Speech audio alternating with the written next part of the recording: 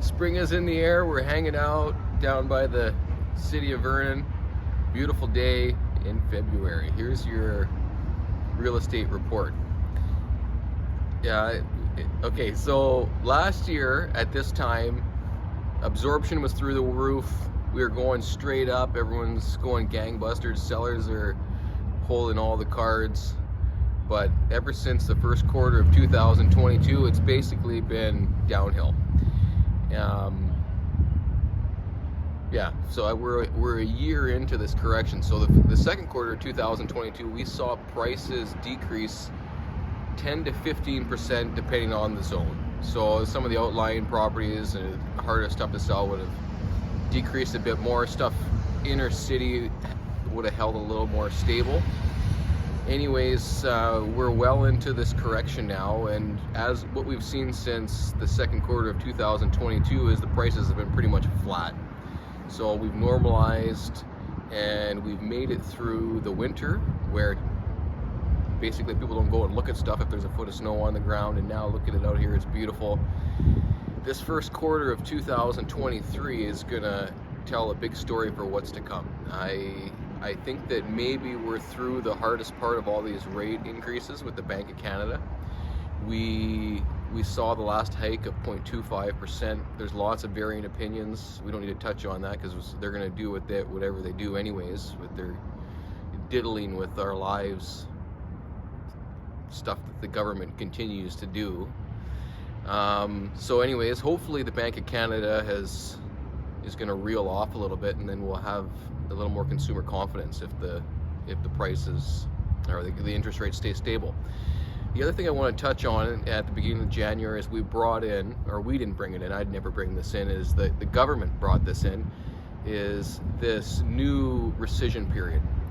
And so basically what happens now, if someone makes an offer on a property, there's a 3-day cooling off period where they would take 0.25% of the purchase price if they decide to back out of that contract.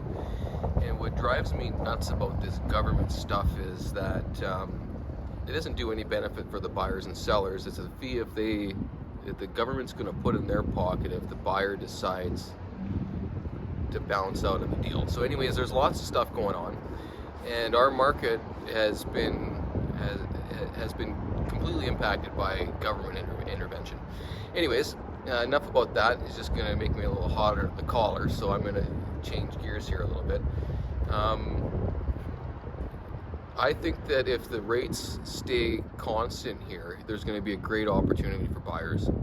The inventory is still pretty low coming out of winter. It's going to take some time for people to get their houses ready, do the spring cleaning, make their yards look nice, for the grass to go green. A lot of people want to wait for that type of stuff. So if you're a buyer, this is the best opportunity you've had in about 4 years.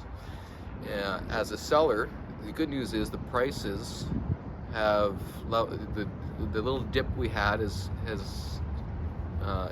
flattened out, but it's a very balanced market. In the North Okanagan where we're hanging out, the absorption rate is about 12%, and that's the lowest we've seen in it's probably 4 years. And so what we talk about all the time is inventory and absorption.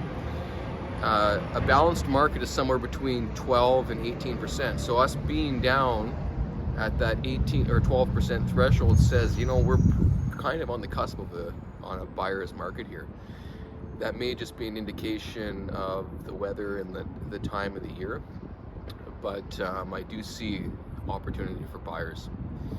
Anyways, we had a wonderful podcast with Bronwyn, who is our in-house mortgage broker from CIBC at Century 21.